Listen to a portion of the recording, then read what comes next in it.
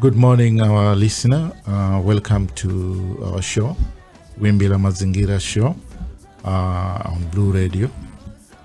Today we are privileged to have a guest, and shortly he's going to introduce himself, and then we'll pick it up from there. Karibu Mgeni. So by way of introduction, just tell us your name. So my name is Peter Maddens. Yeah. I'm the ambassador of Belgium here in Kenya. I think that's. Yeah. I don't think. Tell us briefly about your visit to Mombasa. Yeah. The purpose of the visit. And, well, I'm in Mombasa to speak at the 6th Pwani Innovation Week. This is my 4th time speaking, so I'm kind of a returning guest always. Mahmoud Noor from Swahili Pod Hub and I have become actually very, very close friends. And he keeps inviting me to come and speak for some reason. Apparently, I say stuff that he likes to hear. I don't know what it could be, but that's the reason I'm here this time. I come to Mombasa regularly. Obviously the second city in the country. For an ambassador is an important place to come and visit. I've also developed a relationship with the governor, so that we're trying to figure out what we can collaborate on, or what we can offer or show him that we do in Belgium. That could possibly also be replicated here at the coast. But this time it's for Pwani Innovation Week. I'll be here till tomorrow evening. I'm speaking there tomorrow morning at the opening session. And actually, after this interview, I'm going to go and check out the stands and see how what the kids are up to these days here in Mombasa, here at the coast. Well, what should the youth expect this time around from you as from me personally in my speech? Well, I mean, I keep encouraging them.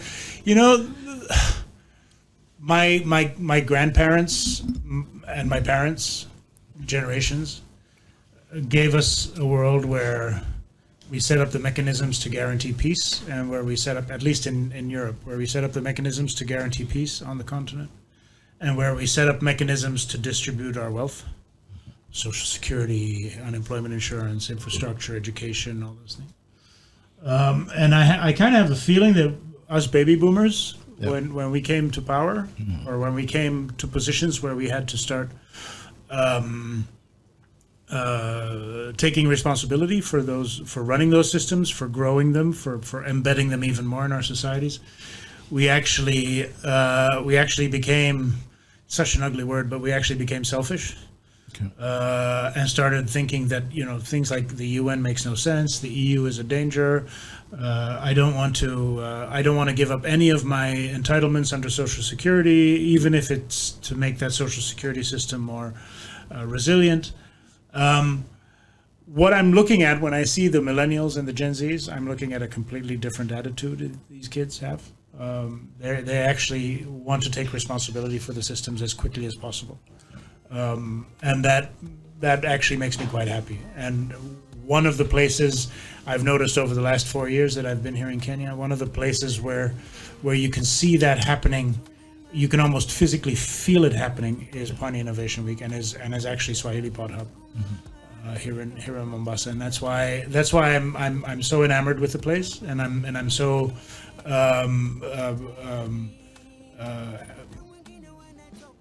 happy to be part of it, and to have Mahmoud keep me involved in it, because it's actually at some point the kids are going to take over the responsibility anyway. The fact that they're asking to be able to do it quicker is a good thing, and I can see the enthusiasm and the ambition and the creativity and the willingness to disrupt is such a joy to watch. So that's what I'm here for. You say that this is not your first time in Mombasa. No. And over the last 2 years, to be exact, we've seen a lot of vigor from the youth, literally taking charge of their own stuff. You've seen, like yesterday, there was somebody was struggling with a kid who was sick, and you saw the youth moving there to assist. Is there something that you feel the youth need to do more, so that they are not only seen to No, be just keep doing it. Yeah. Just keep doing it. Keep doing what they're doing. More. Well, maybe one thing, yes, if I may. 3 years ago, when Kenya had its election, it's generally recognized that there was a lot of voter apathy in that election, especially with the younger generation. I think at this point, now that we're starting to prepare for the 27, or that you're starting to prepare for the 2027 election, I think that's the one thing that we need, that they need to make sure of, the youth needs to make sure of, is that they participate in this election, that they have their voice heard. It'll only strengthen whoever wins that election. You know, at the last election, roughly half the electorate didn't register, and half of those who registered roughly didn't go vote. Yes. So that means that you had an election that was held by 25% of the electorate, of the potential electorate. Even an 80% margin would not have given the kind of mandate that an election with an 80 or 90 or 100% participation would have given. Yeah. Right? So, I mean, it's vitally important for everyone to participate in that election. Yeah. And given that 70% of your population is below the age of 30, it's vitally important that the youth participate in the election. Is there something probably we are not doing right as a country to ensure that? Oh, I would never answer that question. I'm a diplomat. Don't forget. No. What I mean. Ask a politician that question. Don't ask me that, please.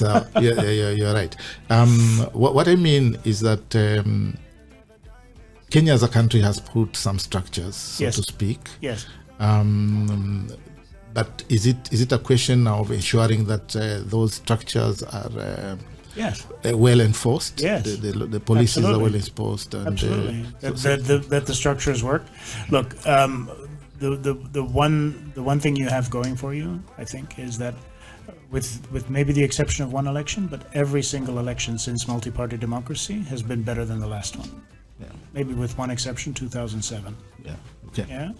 And even that was the aftermath. It wasn't the election itself. So every single election has been better than the other one, and I think Kenya is on that path and is continuously growing. Its democracy is getting stronger, more transparent. But of course, there's flaws, and one of them I mentioned earlier is the degree of participation which needs strengthening, and that for that I guess you need trust in the system. You need to build the trust in the system, you look at the millennials and the Gen Zs, and you see that they are absolutely willing to participate in the debate.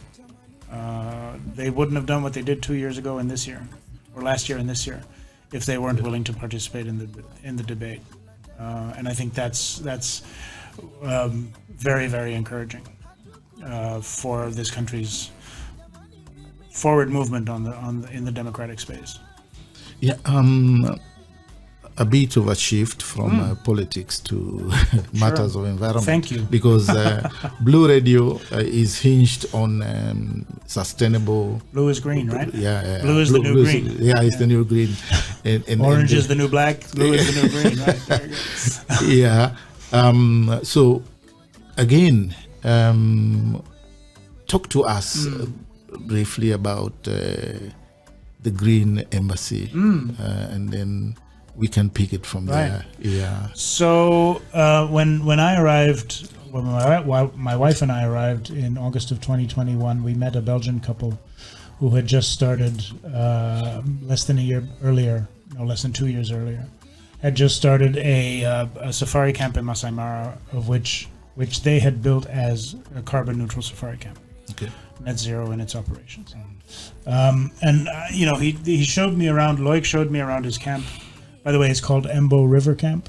For those of you who might be interested to look it up. Anyway, when we visited, Loic showed me around the camp, and he showed me his solar panels and his biodigesters and his vertical gardens and his water recycling systems, cleaning and recycling systems. And I kept thinking to myself, this guy has the same infrastructure as I do. I mean, he has 4 acres, I have 6. He has 12 tents, I have 2 buildings. He has 4 cars, I have 2. He has 40 staff, I have 30 staff. But it's an infrastructure to deliver a product. The product is not the same, obviously. He has a safari camp and I'm an embassy. But that doesn't mean that I couldn't. I thought this was an opportunity to retrofit my embassy to also become net zero, at least, if not carbon neutral. And we talked about it, and we conceptualized, and it took us about a year to finish conceptualizing, and then another 9 months to do the whole procurement. But we started constructing. We started retrofitting the embassy in October of 2023.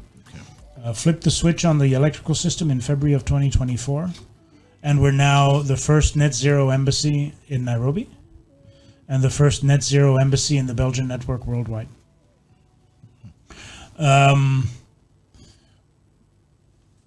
This is I think that this can be an example for many.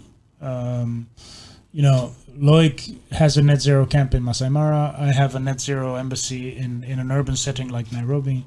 So anything in between those two extremes on the whole spectrum of businesses and buildings can do at least something. Okay. It may be just the biodigesters to create biogas with which you can cook or heat your water. It may be recycling all your water. If you have a little bit of money, it may actually also be the solar panels. But everybody can do something to make a move on being environmentally conscious and being environmentally responsible. The public sector does these big projects, the geothermal stuff up in Naivasha, the wind farms up in Turkana. Those are the big projects, yeah.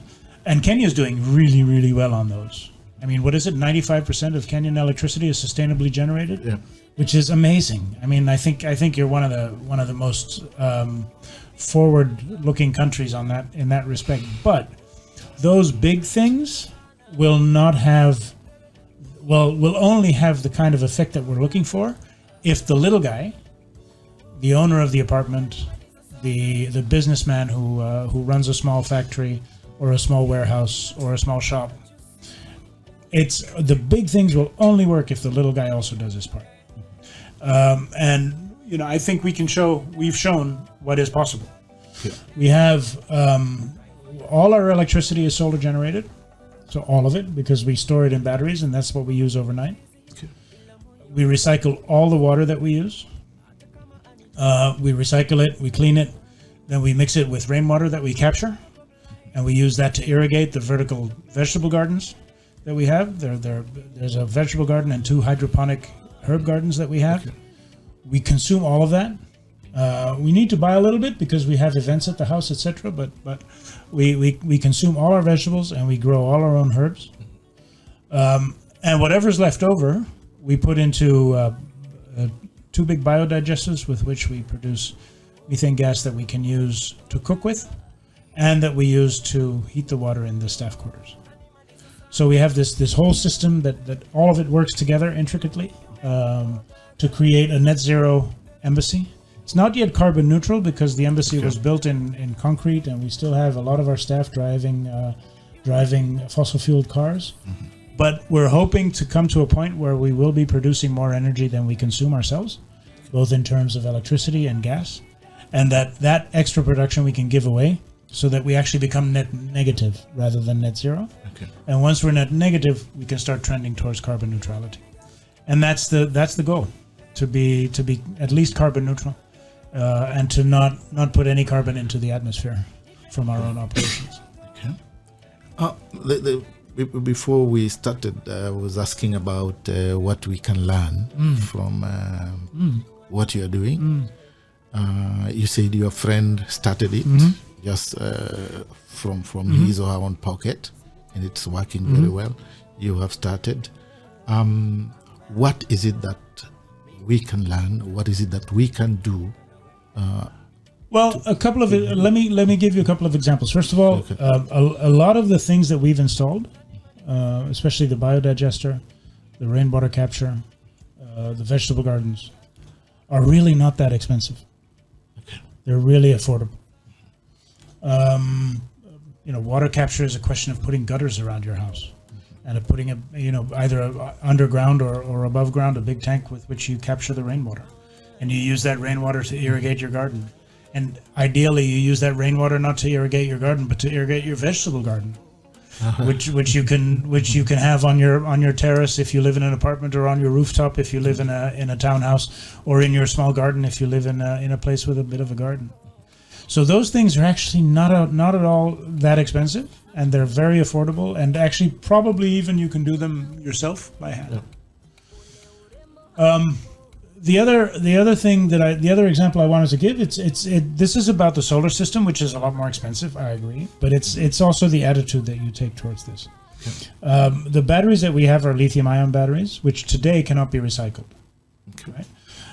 So today, those lithium-ion batteries are an environmental problem because they can't be recycled, and they lose their capacity over time. But they lose their capacity after 5,000 cycles. Now, if you count one cycle per day, that's more than 15 years.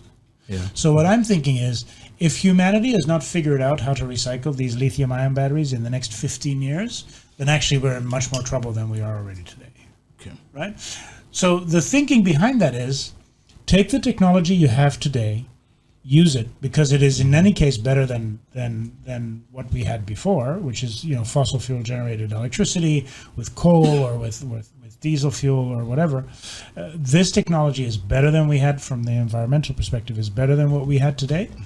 Use that technology and count on human ingenuity and human intelligence to fix the problems that today exist before it's too late. And I'm monumentally confident in human ingenuity that we'll be able to fix those problems.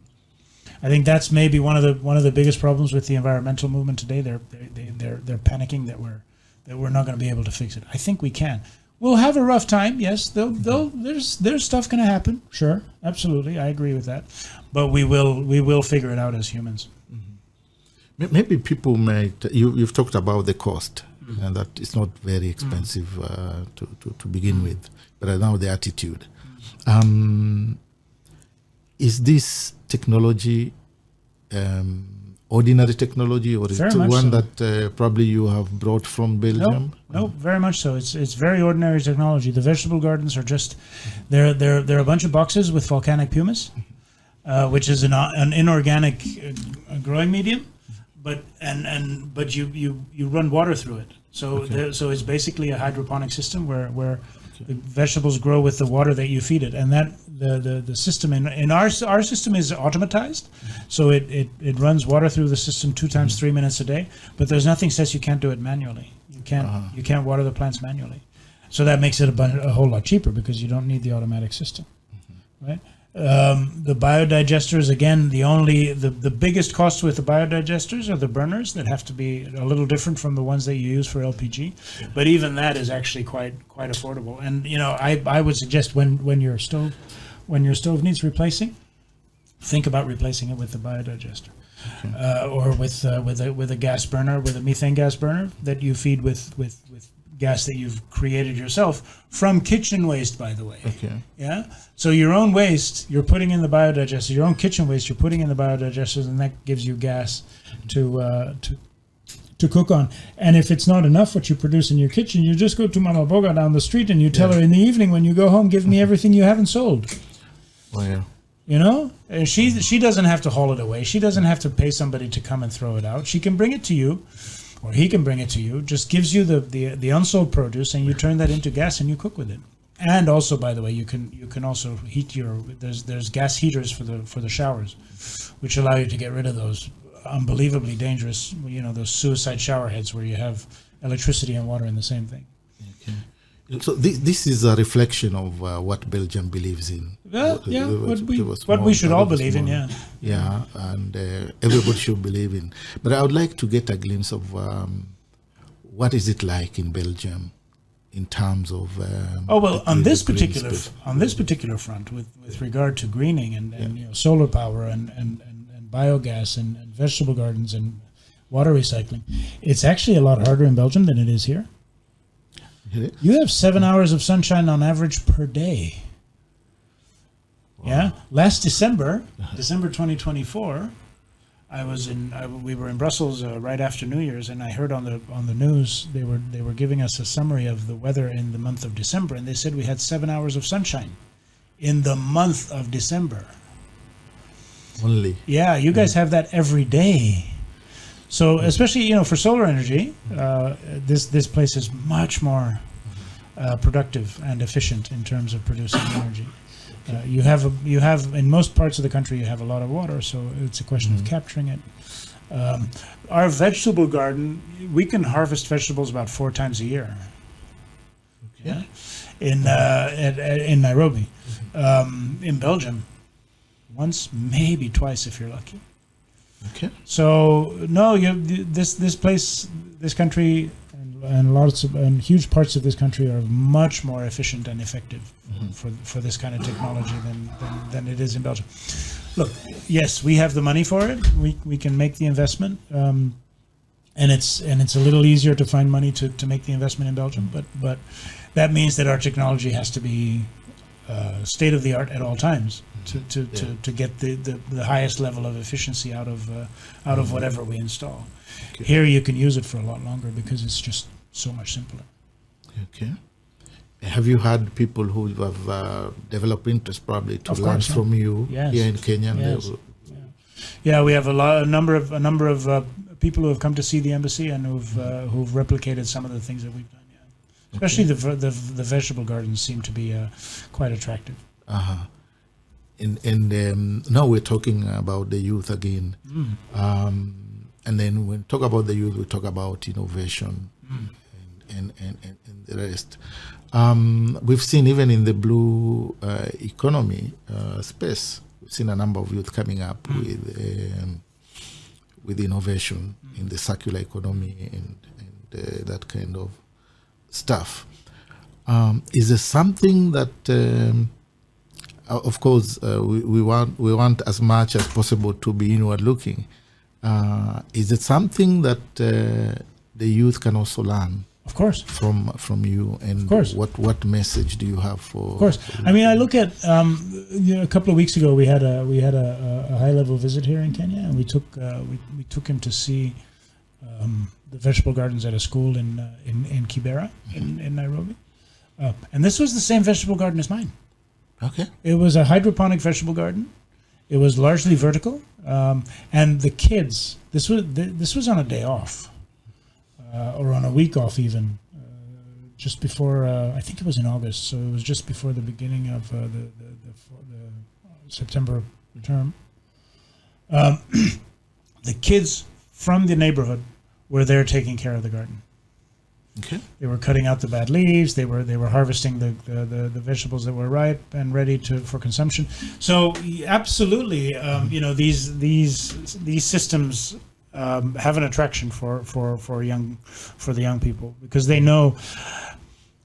I look at my vegetable garden and it's the size of a shipping container. Okay. You think 2-3 generations ago, the average plot in Kenya was 10 acres, right? Yeah. Father dies, 4 sons, now all of a sudden, or 5 sons, now all of a sudden every plot is only 2 acres. That father who has 2 acres has 4 sons, now every plot is a half an acre. Before you know it, you don't have enough space to feed a family, unless you go vertical. That's it. Right? Unless you go vertical. And if, by the way, you can do this with very little water, because it's hydroponic, and you can do that by hand, and you don't even have to have automated systems. Okay. It becomes a shamba. But a shamba on the space of the size of this room, and just for your audience, the room is about the size of a 20-foot container. Yeah. You can feed a family, a large family, with what you could grow in a space this size.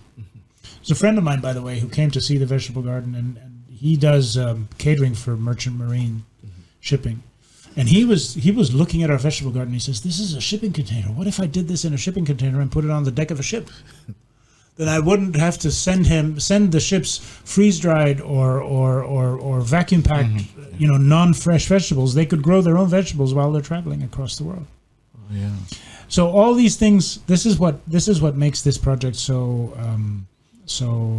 exciting for my wife and myself, is that there's so many, things that can get tagged on, ideas and people that are looking at this with their own livelihoods or with their own life in the back of their minds and seeing how they can do it. And it's amazing how that works. And especially the young kids. I mean, we had Liz Waituti come over, and she was enamored, and her whole green growth, green generation movement is now, part of the advocates for our system, which is great, which is exactly what we want it to be. Maybe at the bilateral level, what are some of the activities or some of the projects that you're involved in? Well, we've had a pretty strong,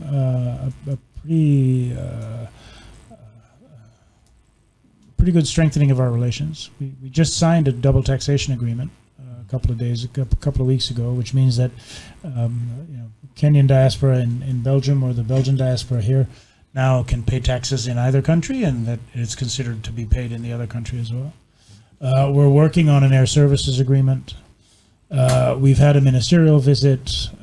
We've had three sets. This is the third one of bilateral political consultations between our two countries. President Ruto has been to Belgium.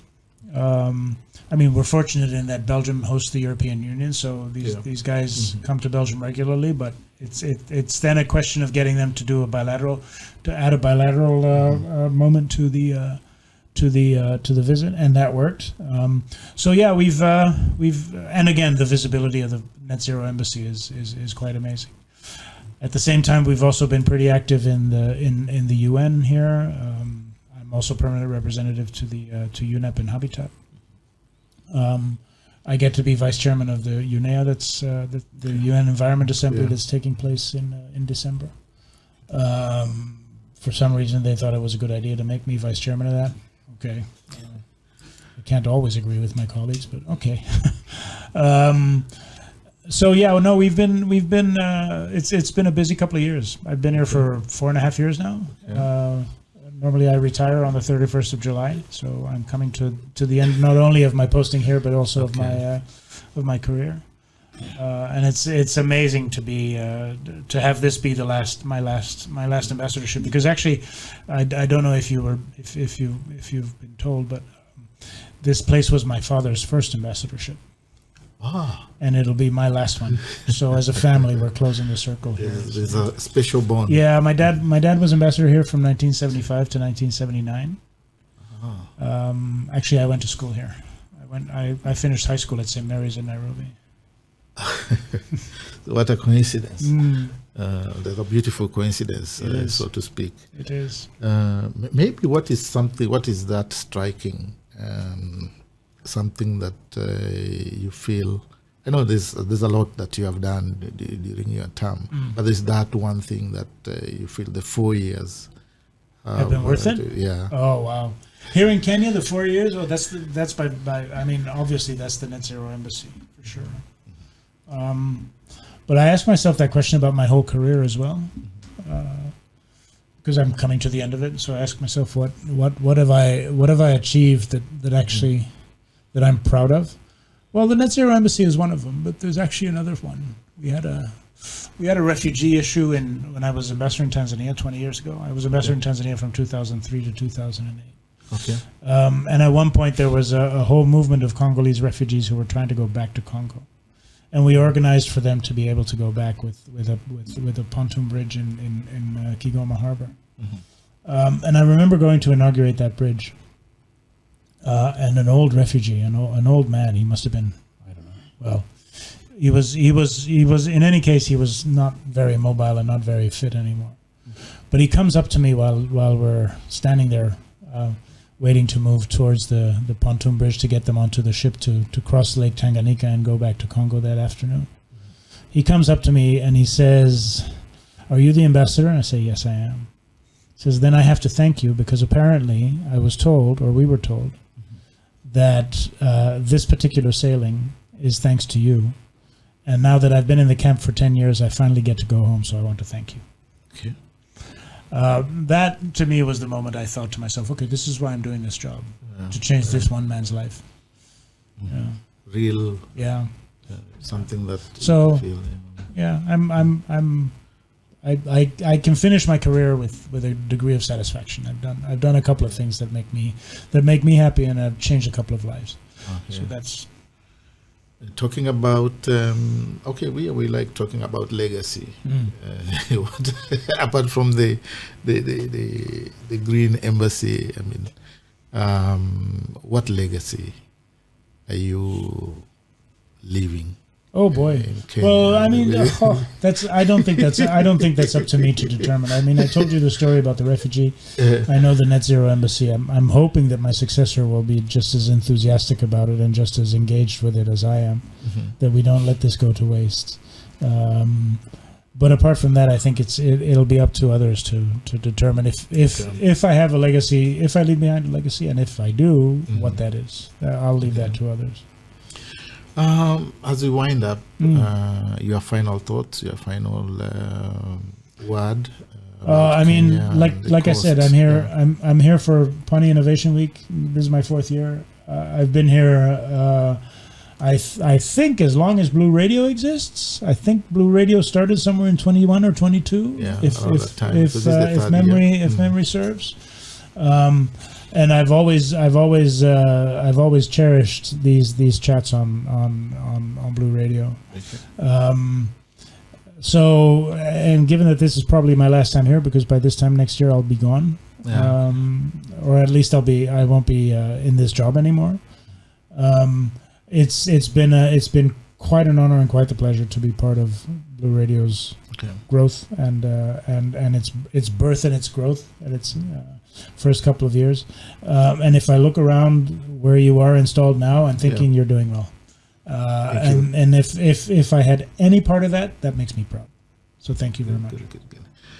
Our listener, thank you very much. We've had an interesting discussion with Peter Maddens, the Belgian ambassador to Kenya, and we wish you well.